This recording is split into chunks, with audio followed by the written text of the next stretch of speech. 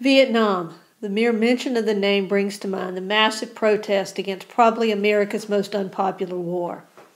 But how did we get involved in this conflict that lasted over a decade and took over 58,000 American lives? And how did this war reshape America's approach to war itself? Vietnam had long been a French colony, despite its long history of independence. The Japanese triumphs throughout Southeast Asia in the Second World War shattered any myth of European omnipotence, and many colonies saw the end of the war as an opportunity to achieve their independence. Ho Chi Minh and his nationalist Viet Minh, with some sympathy from the United States, declared their independence. France, however, was unwilling to let its colony go. The more France resisted, the more Ho Chi Minh was willing to go anywhere for assistance, even if that meant the communists. The more assistance the Viet Minh received from the communists, the more the conflict appeared to be part of the growing Cold War between the United States and the Soviet Union. The communist takeover in China in 1949 and the North Korean attack on the South in 1950 confounded the situation. In August of 1950, the United States sent 35 military advisors to Vietnam, and within 2 years the country was paying nearly half the cost of the French war in Indochina. In the spring of 1954, the French decided to gamble.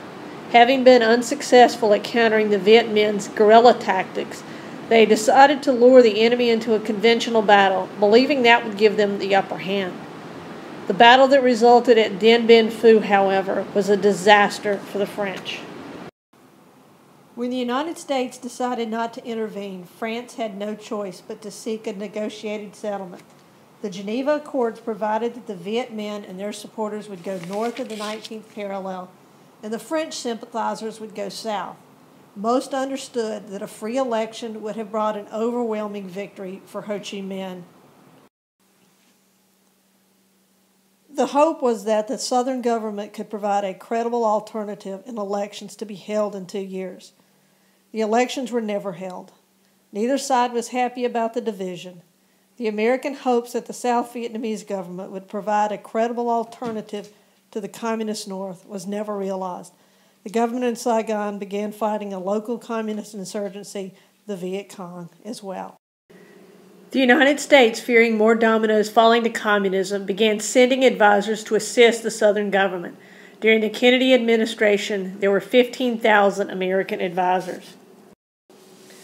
Such a huge American presence would certainly make it necessary that we establish supply lines.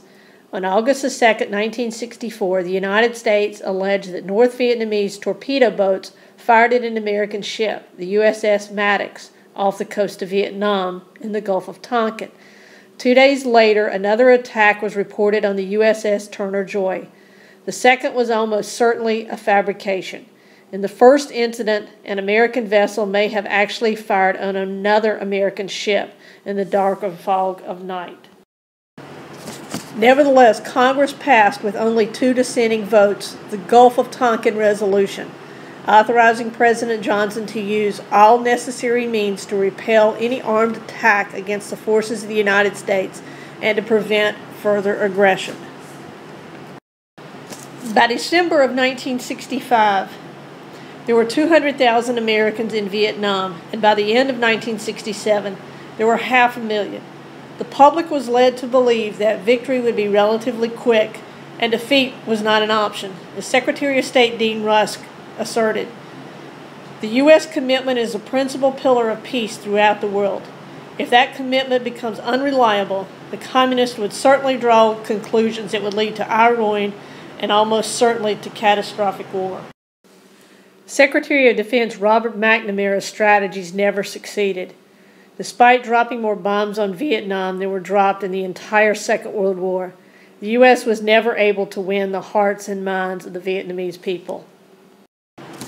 A major communist offensive around the Vietnamese New Year, or Tet, in January of 1968, shattered any illusions of a quick victory and made it clear that any victory would come at too high a cost.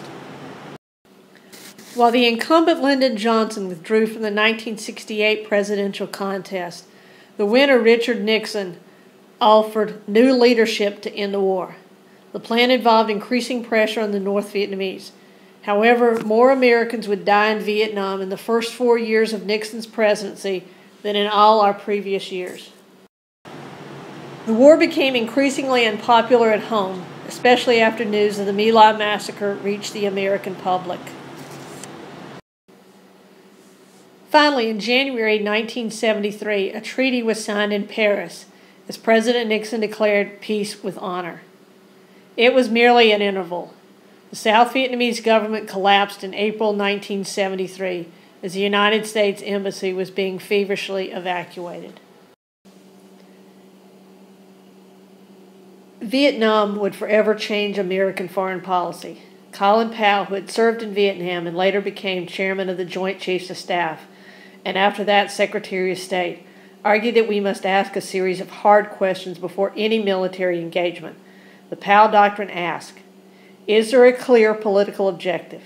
Are the risks understood? Is the public prepared? Do the benefits of intervening outweigh the cost? If all of these questions are answered affirmatively, it is necessary to strike decisively with massive force to achieve a quick victory. This principle would guide American foreign policy for decades.